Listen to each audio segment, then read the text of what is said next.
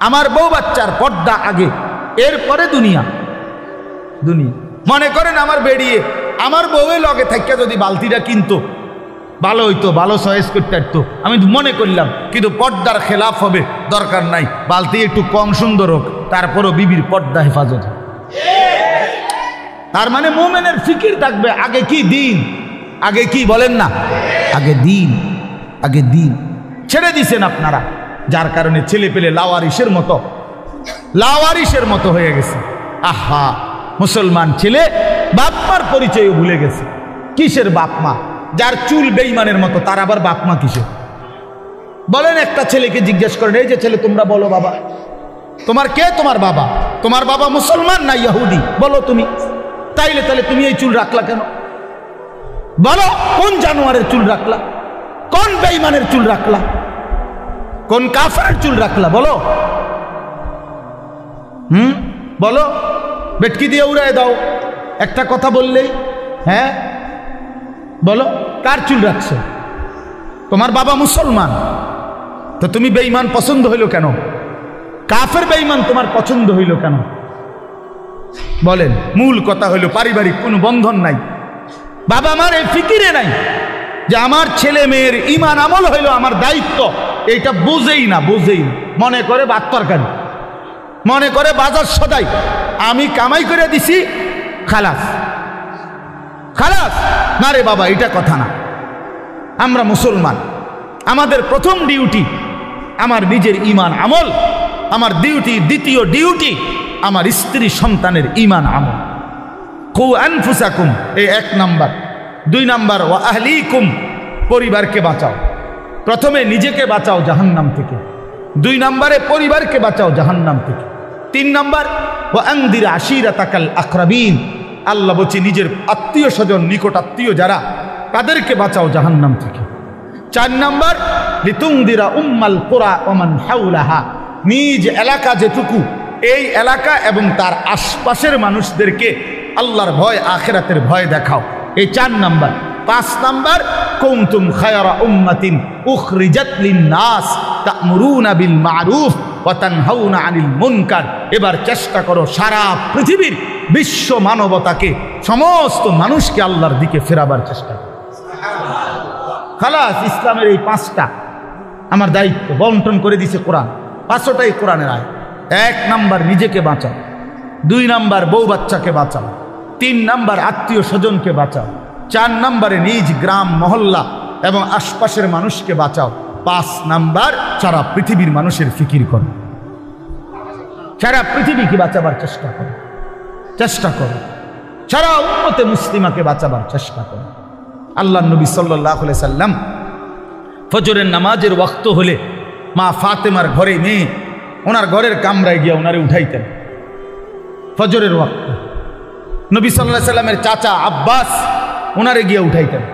নবীজির ফুফি সাফিয়া, ফুফু আর কি, ফুফু, ওনারে গিয়ে উঠাইতেন আর ডাক দিয়ে বলতেন, আনকিজি নাফসাকে মিনান নার, হে চাচা, হে ফুফি, জাহান্নামের আগুন থেকে নিজেকে বাঁচান।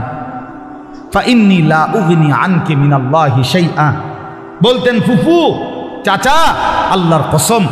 মেয়ে ফাতেমাকে বলতেন, ফাতেমা, আমি তোমারে মুহাম্মদের মেয়ে বললে, মুহাম্মদের চাচা এ কথা বললে, মুহাম্মদের ফুফু বললে, আমি হাসরের ময়দানে কোনো উপকার করতে পারবো না। নিজের ঈমান, নিজের সেজদা, নিজের তাকওয়া, এটা দেখাইয়া হাসরের ময়দানে মুক্তি নিতে। মুহাম্মদের স্বাস্থ্য ভাই কইলে হইতো না।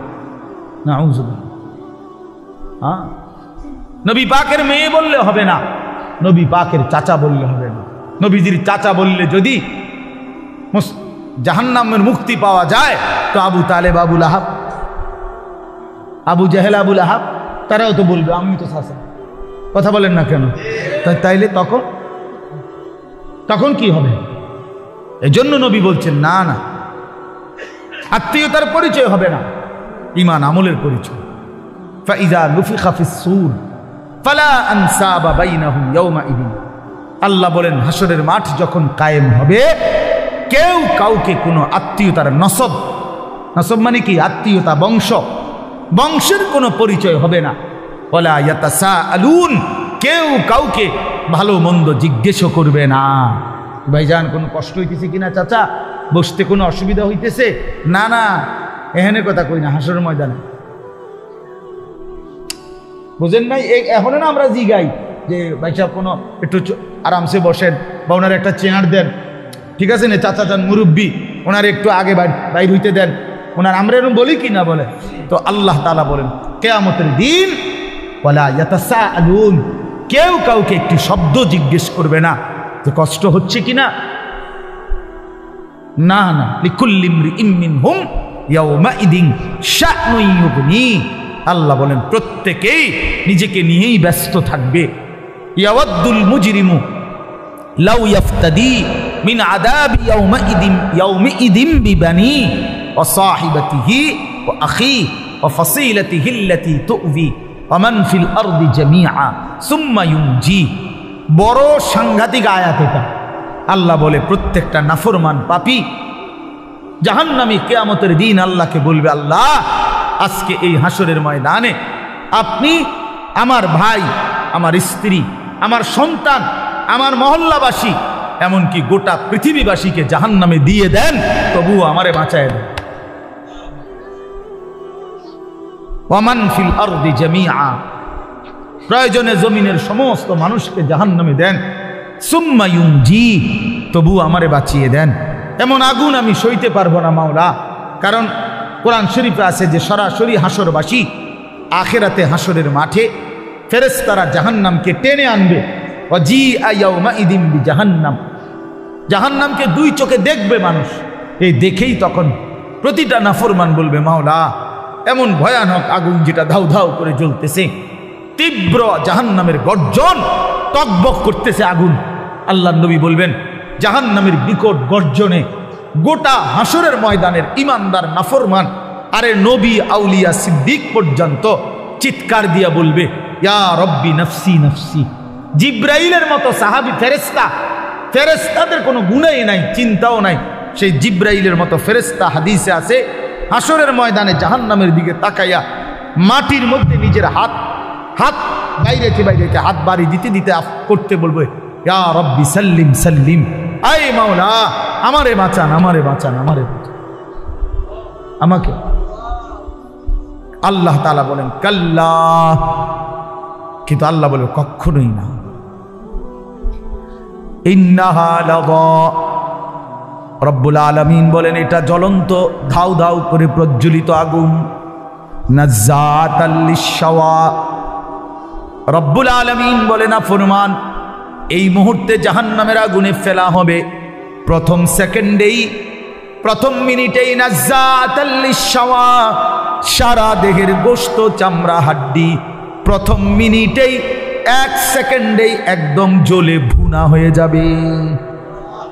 নাজ্জাতান অর্থ এটা মাশওয়ি, মানে ফ্রাই হয়ে যাবে, ভুনা হয়ে যাবে, ভুনা এক মিনিটেই ভুনা হয়ে যাবে। নারুল্লাহিল মুকাদা আল্লাতী তাত্তালিউ আলাল আফইদা, আল্লাহ বলে বান্দা জাহান্নামের আগুন মনে রেখো আমি আল্লাহর জ্বালানো আগুন। এই আগুন তো আমি জ্বালাইছি। কে জ্বালাইছে? এই আগুন আমি আল্লাহর জ্বালানো আগুন। দুনিয়ার তোমরা লাকড়ি জমা করে তোমরা আগুন জ্বালাইছো এমন না, জাহান্নামের আগুন আমি আল্লাহর, নারুল্লাহিল মুকাদা, আমি আল্লাহর প্রজ্বলিত আগুন। অতএব আমার এই আগুনে যখন ফেলা হবে, আল্লাতী তাত্তালিউ আলাল আফইদা, দুনিয়ার আগুন যখন কারো দেহের মধ্যে লাগে, ছুটাছুটি করে কিংবা পানি দিয়ে যে কোনোভাবে যদি রক্ষা করা যায়, তাইলে হয়তো হাত পুড়ে গেছে বাকিটা বাইচা গেছে, পাও পুড়ে গেছে বাকিটা বাইচা গেছে, এমন হয় কিনা? তো রব্বুল আলামিন বলেন জাহান্নামের আগুনে যখন ফেলবে, আমার এই প্রজ্বলিত আগুন ফেলতেই প্রথম মিনিটেই বান্দা তোমার সারা দেহ, এমনকি তোমার কলিজা সুদ্ধা প্রথম মিনিটেই জ্বালায় ফেলবে। একই সাথে একই মুহূর্তে বাহির এবং ভিতরের কলিজাটা সুদ্ধা ভুনা করে ফেলবে। আল্লাতী তাত্তালিউ আলাল আফইদা। আফইদা কি মনে করছো নওজোয়ান? আগে নয়তো সিদ্ধান্ত নাও আখেরাত নাই, এবার বেডি চাও, কোনো অসুবিধা নেই। তুমিও ল্যাংটা হয়ে যাও, ছবিও দেখো ল্যাংটা। দেখো যুবক, আমি বললাম তুইও লুঙ্গি খুলে ফেল, কাপড় খুলে ফেল নাফরমান, আর নর্তকীও দেখ, তোর কাপড়ও খুলে ফেল, নর্তকীর কাপড় তো খোলাই, যা দেখে। তবে আগে শর্ত হলো একথা বুঝাপড়া করে নাও, কারোর সাথে হিসাব মিলাইয়া নাও যে আসলে যে হুজুররা বলে কবর হাসর আখেরাত, এটি আসলে মিশা কথা নেই, এই কথা কারোর থেকে জিজ্ঞাসা করে নাও। কথা বুঝেন নাই আমার? এটা যদি ফয়সালা হয়ে যায় যে হ্যাঁ এগুলো নাই, তো ঠিক আছে বন্ধু, নাচো গাও ফুর্তি করো, যা মন চায় তাই করো। কিন্তু এ কথার তো কোনো কাফেরও আজ পর্যন্ত বলে নাই যে কবর হাসর আখেরাত নাই। না, হিন্দুরাও তো স্বর্গ নরক কয় না? কথা বলেন না কেন? হিন্দুরা মরলে আমরা যেরকম কই মরহুম, হেরাদে কয় স্বর্গীয় উমুক, তো হিন্দুরাও তো বলে। কাফের বেঈমানও তো বুঝে পরকাল, তুমি বুঝো না কেন? কাফের বেঈমানের পরকালের ধারণা ভুল ধারণা, মানে পরকাল মানে, কিন্তু পরকালের ব্যাপারে তারা যেই ধ্যান ধারণা, এটা তাদের ভুল। কিন্তু আমরা মুসলমান, আমাদের পরকালের ব্যাপারে বর্ণনা একেবারে স্পষ্ট। কোরআনুল কারীমের 3 ভাগের 2 ভাগে আখিরাত। আখিরাত নবী সাল্লাল্লাহু আলাইহি সাল্লামের সারা জিন্দেগীর চোখের পানি উম্মতের জন্য যে কাঁদছেন 23টা বছর, কি জন্য? যে আল্লাহ 23 বছর নবী কাঁদছেন উম্মতের জন্য। কেন? দুনিয়ায় যেন ভাত মাছে কষ্ট না পায় উম্মত, এই জন্যই তো না? কথা বলে, উম্মত যেন ভাতে মাছে কষ্ট না পায় দুনিয়ায়, বউ বাচ্চা লইয়া যেন সুখে চলতে পারে, এই জন্যই তো নবীর 23 বছরের চোখের পানি, নাকি? তাহলে কি জন্য? কথা বলেন না, কোন জায়গার জন্য কাঁদছেন? তো সেই আখিরাত মিথ্যা, নবীর 23 বছরের চোখের পানি মিথ্যা। তাহলে আপনারা কি বুঝলেন বাবা? যারা নামাজ পড়েন না, কেন পড়েন না? কি বুঝছে? মানে আমার লোক, আমার কথা হলো, আমার এটা মাঝে বুঝতে মন চায়, জানতে মন চায়, যে একটা যুক্তি তো থাকবে যে হুজুর আপনি যত কথাই কন এটা এটা হইতো না, আমি এটা বুঝছি, আপনার নাম হুজুর ধরলো আমি বুঝছি, তো এইটা আমারে বুঝায় কর না। আচ্ছা আমরা শুনি, কি দৃষ্টিতে তুমি বুঝলা আখেরাত নাই, পরকাল নাই, এই পাপের কোনো বিচার হবে না, এটা কেমনে বুঝলা? একটা যুক্তি তো থাকবে মানুষের। এই জন্য দয়া করে ভাবতে শিখে। আমি আমার সবটুকু দিয়ে বলতে, আমি আজীবন চেষ্টা করছি আমার এই ছোট্ট জীবনটা বলতে বলতে আজ আর শরীর অনেক কাহিল হয়ে গেছে, ব্যস্ততা অনেক বাড়ছে, কিন্তু শরীর কি হয়ে গেছে? দুর্বল হয়ে যাচ্ছে, দুর্বল হয়ে গেছে। কিন্তু তবুও চেষ্টা করছি বলে যাওয়া। অর্থ হইলে কথা বলা, বাবা আখেরাত সত্য, কবর সত্য, হাসর সত্য। প্রিয় বন্ধু, নষ্ট হইও না, ছেলেরা নষ্ট হইও না বাপ। পচে যাওয়া জিনিস কেউ গ্রহণ করে না, বখাটেকে দুশ্চরিত্রকে কেউ পছন্দ করে না, লম্পট চরিত্রহীন, নারী লুভী, জিনা ব্যভিচার, অসভ্যতা, মদ জুয়া আসক্ত এমন অপদার্থ জানোয়ারকে কেউ পছন্দ করে না। তারে কুকুরের সাথেই মানায়, মানুষের সাথে মানায় না। বেনামাজিকে জানোয়ারের সাথেই মানায়, ইমানদার মুসলমানের সাথে মানায় না, মানায় না। হ্যাঁ, এজন্য এটা জরুরি বিষয়, এটা বুঝার বিষয়। কেন আমি নামাজ পড়ব না? কেন আমি হালাল খাব না? 30 বছর ধরে যারা সুদ খাইতেছেন, এই বাবা সংসারের অভাব পূরণ হয়েছে তো? বলেন না কেন? হ্যাঁ, 30 বছর ধরে যেই বাটপারে ওজনে কম দেয়, এই বাটপার জিজ্ঞাসা করেন না যে বাটপার তোর এই 30 বছর ধরে যে কাস্টমার ঠগাস, তোর অভাব গেছিন না যাবে কোনোদিন? তো লাভ হইল কি? বলে কি রে, এত সিটারি করে কাম তো লাভ হইল না, সিটারিয়ে যা করলা কই সংসারের অভাব তো গেল না, কিস্তি তো শেষ হয় না, কিস্তি তো শেষ হয় না, প্রয়োজন তো শেষ হয় না। কই কিস্তি ইনকাম করে 90,000, কিস্তি চলে 6 লাখ। হ্যাঁ, কথা বলেন না কেন? কিস্তি কারণটা কি? বেড়ারে দিয়েও কিস্তি লইছে, বেডিরে দিয়েও কিস্তি লইছে, পুতের বউরে দিয়েও কিস্তি লইছে, নাতিরে দিয়েও কিস্তি লইছে। সংসারের সবগুলো হারাম কর, বউ হারাম কর, স্ত্রীও হারাম কর, পুতের বউ হারাম কর, প্রত্যেক কিস্তি যে লইছে তো হারাম কর। কথা বলেন না কেন? হ্যাঁ, মাতেন না কা নাইরে আপনি পাল্টা জবাব দেন। হ্যাঁ, কোন আমি শুনি, তর্ক করেন। কিস্তি মানে তো হারাম, সুদ মানে তো হারাম, সুদ মানে তো হারাম। তো বলে হুজুর না খাইয়া মরে যাবো নি? হ্যাঁ, মরে যাবেন। মরলে কি শরম নেই? কোনো মানুষ মারা গেলে এটা কি বেজ্জতি নেই যে ছি ছি ছি জীবনে কেউ মরল না, হায় হায় রে, আস্তাগফিরুল্লাহ আস্তাগফিরুল্লাহ, এরকম শরমের কথা? লোকটা মরে গেল, বলেন মরে যাওয়া কোনো শরম? তো মরে যাবে, অসুবিধা কি? আমারও তো অনেক সময় অনেকে বলে যে হুজুরে না খাইয়া কি মরে? হ্যাঁ, মরে যাবেন আপনি, অসুবিধা কি? না খাইয়াই মরে যাবেন, অভাবে মরে যাবেন, ঠিক আছে, কিন্তু এরপরও তো চোখটা বন্ধ হইলে জান্নাতের দুয়ার খুলে যাবে। যে মাওলা অভাবে পড়ে গেছি তো তোমারে ছাড়ি না, খাইতে পাই নাই কিন্তু তোমারে ছাড়ি না। নবী সাল্লাল্লাহু আলাইহি সাল্লাম তো পেটে 2টা পাথর বাঁধছে। আপনারা আমাদের কার হালাত এমন হইছে ক্ষুধার কষ্টে?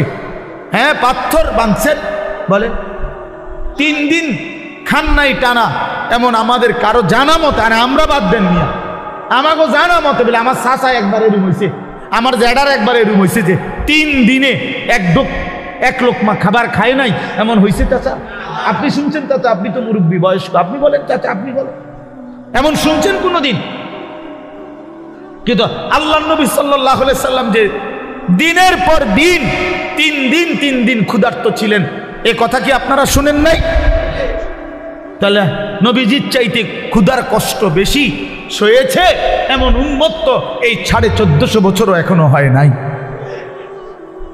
সাহাবায়ে কেরাম, আবু বকরের মতো দামি সাহাবী, ওমরের মতো দামি সাহাবী, হযরত আয়েশা নবীজির স্ত্রী বলেন, রাআইনা হিলালান সুম্মা হিলালান সুম্মা হিলালান। নবীজির স্ত্রী বলেন, এক চাঁদ উঠছে, এটা ডুবছে, আরেক চাঁদ উঠছে, এটা ডুবেছে, আরেক চাঁদ উঠছে, এটাও ডুবছে। কয়টা হলো? কয় মাস? 3 মাসে। আল্লাহর কসমে মসজিদে বসা নবীজির হাদিস, আম্মা জান আয়েশা বলে, মা আওকাদাত ফি আবিয়াতে রাসূলিল্লাহ নারুন।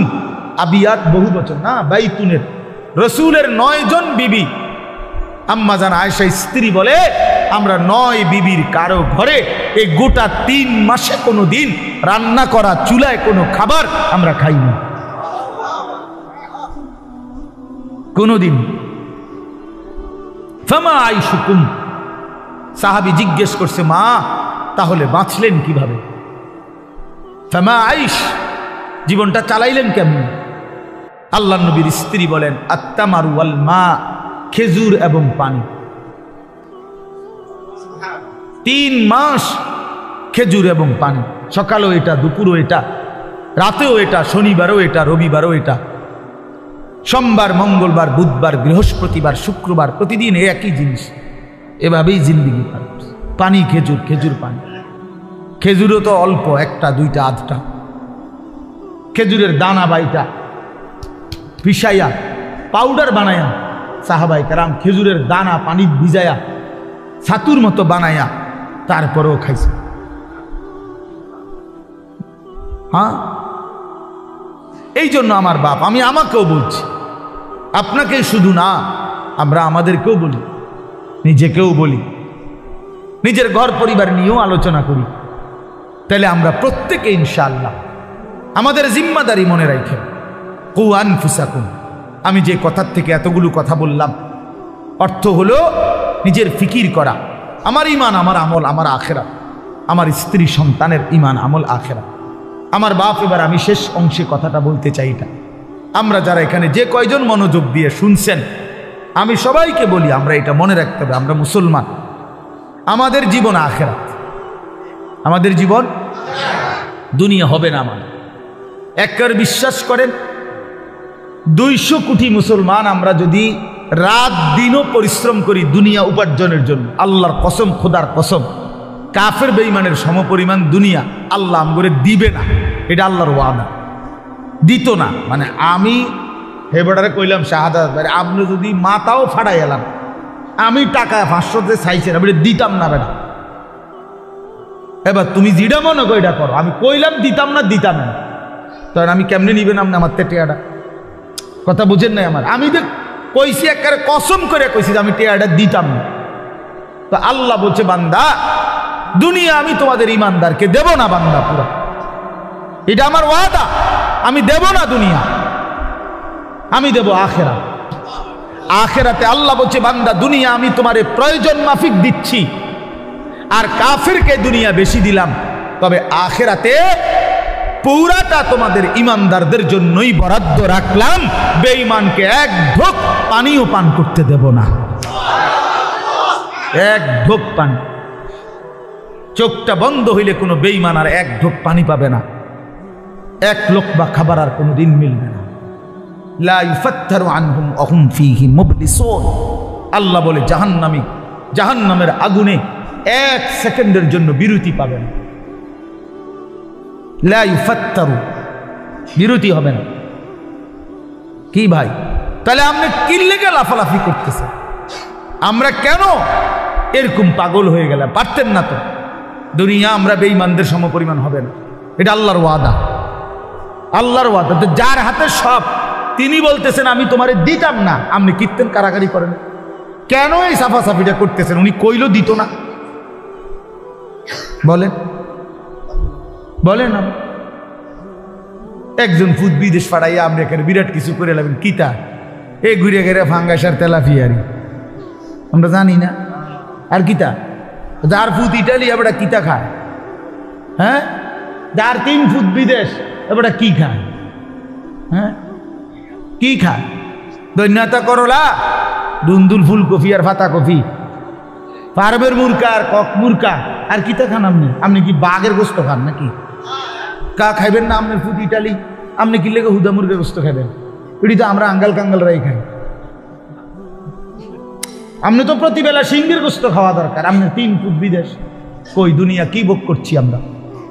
এই সামান্যটুকু দুনিয়া, 3 বেলাও তো আমরা ঠিক মতো সামান্য কুদ্দুর খাবার খাই, এইটুকুর জন্য আখেরাত ছেড়ে দিলেন। একটা অটো ড্রাইভারের সারাদিন ইনকাম কত? সব যাইয়া থুইয়া 300 টাকাও তো থাকে না, এই 300 টাকার জন্য আল্লাহকে ছেড়ে দিলেন। একটা সিএনজি ড্রাইভারের ইনকাম কত? সারাদিনে 700-800 টাকাও তো থাকে না, সব মালিক জমা, গ্যাস, এরপরে রাস্তার যে খরচ, ওই যে জায়গায় জায়গায় টাকা দিতে হয় না, জিবি না কি কয় ডিরে, এই তো এগুলো দিয়া ঠিয়া 700-800 টাকাও তো থাকে না। তো 700-800 টাকার জন্য মহান আল্লাহকে ছেড়ে দিলেন, 5 ওয়াক্ত নামাজ ছেড়ে দিলেন। 300 টাকার জন্য 1 ওয়াক্ত নামাজ পড়তে পারলেন না, 700 টাকা মিলাইতে গিয়ে 1 ওয়াক্ত নামাজ পড়লেন না। হায় হায় নাফরমান, কত বড় নাফরমান। একটা চা দোকানদার, তার ডেইলি ইনকাম কত? 30,000। কথা বলে না? হ্যাঁ, তাহলে বড় জোর 500 টাকা। তো বড় জোর 500 টাকা বেটা নাফরমান, 500 টাকার জন্য আল্লাহকে ছেড়ে দিলি, 1 ওয়াক্ত নামাজও পড়লে না। ছি ছি ছি ছি ছি। তোমরা যুবকরা বলো বাবা, 12,000 টাকার একটা মোবাইলের জন্য আল্লাহকে বাদ দিয়ে দিলা। কিছুক্ষণের এই নারী ছবি, বন্ধুদের এই আড্ডার জন্য এত বড় মহান আল্লাহ যে তোমাকে খাওয়ায় পড়ায় লালন পালন করে, তাকে বাদ দিয়ে দিলা বাবা। ইনসাফ না এটা। অতএব আমাদের কথা এটাই, আমাদের জিন্দিগি আখিরাত, আমাদের জীবন কি, আমাদের প্রস্তুতি কিসের জন্যে, আমাদের সারাটা দিন রাত কিসের জন্যে? কোরআন শরীফে আছে, আল্লাহ বলছেন অহুয়াল্লাযী জাআলাল লাইলা ওয়ান নাহারা খিলফাতান লিমান আরাদা আন ইয়াযাক্কারা আও আরাদা শুকুরা। আল্লাহ বলেন, আল্লাহই রাত বানান, দিন বানান, প্রতিদিন এবং রাত এবং দিন এনে থাকেন পর্যায়ক্রমে। খিলফাতান, বাই সিরিয়াল, একবার রাত একবার দিন, একবার রাত একবার দিন। কেন বানায়? আল্লাহ নিজে বলতেছেন আমি রাত এবং দিন বানাই লিমান আরাদা আন ইয়াযাক্কারা, যারা যারা আমি আল্লাহকে স্মরণ করতে চায়, আমার ইবাদত করতে চায়, আমি তাদের জন্য রাত দিন বানাই। হ্যাঁ, আমার বান্দা যদি রাত না হয় মাগরিব পড়বে কেমনে, পড়বে কেমনে, ফজরের নামাজ পড়বে কেমনে, আমার বান্দা সারা দিনের পরিশ্রমের জন্য বিশ্রাম করবে কেমনে? এই জন্য আমি রাত বানাইলাম। আমি যদি দিন না বানাই তো আমার বান্দা ফজর পড়বে কেমনে, জোহর পড়বে কেমনে, আসর পড়বে কেমনে, হালাল উপার্জন কেমনে করবে? এই জন্য আমি দিন বানাই। তো আল্লাহ তাআলা বলেন সেজদার জন্য, আমার হুকুম মানার জন্য আমি রাত বানিয়ে থাকি, দিন বানিয়ে থাকি। কোনো সিটার বাটপার, কোনো মদখোর ঘুষখোর, কোনো নারী লুবি, কোনো মোবাইলের অসভ্য উলঙ্গ ছবি দেখনেওয়ালা নাফরমান, তোদের জন্য, তোদের বেঈমান নাফরমানদের জন্য রাত হয় না, দিন হয় না। রাত দিন হয় ইমানদারের সেজদার জন্য। এই জন্য বাটপার সিটারগুলো, লম্পট দুশ্চরিত্রগুলো, সুদখোর হারামখোরগুলো এই নামাজি ইমানদার বান্দাদের উসিলায় বাকিগুলা বাদ খায়। এদের বরকত, এদের বরকত। এই সিটার বাটপার চলে এদের উসিলা, নাইলে এগরে খাওয়াইল না। যদি সেজদাওয়ালা না থাকতো, যদি ইমানওয়ালা না থাকতো, যদি তালিবে ইলম না থাকতো, যদি উলামায়ে কেরাম জমিনে না থাকতো, যদি আল্লাহর কোরআন পড়নেওয়ালা কেউ না হতো, আল্লাহর জিকির যদি উচ্চারিত না হতো, তাহলে কোনো নাফরমান বেঈমানের জন্য আল্লাহ পাক রাতও বানাইতেন না, দিনও বানাইতেন না। আল্লাহ আমাদেরকে বুঝ দান করেন। অতএব এখন শেষ কথা হলো, আমরা যদি বুঝে থাকি এই কথাটা যে আমাদের মূলত জীবন আখেরাত, আমাদের প্রস্তুতি আখেরাত, আমাদের রাত আখেরাতের জন্য, আমাদের দিন আখেরাতের জন্য, আমাদের যৌবন আখেরাতের জন্য, কিশোর তোমার কৈশোর আখেরাতের জন্য, বয়স্ক বাবা আল্লাহ আপনাকে একটু হায়াত বেশি দিছে আখেরাতের জন্য, বিড়ি খাওয়ার জন্য না, চা দোয়ানে গপ মারার জন্য না, সারাদিন একটার পর একটা পান খাওয়ার জন্য না। আখেরাত আপনাকে দিছেন আল্লাহ তাআলা, জীবন হায়াত আখেরাতের জন্য।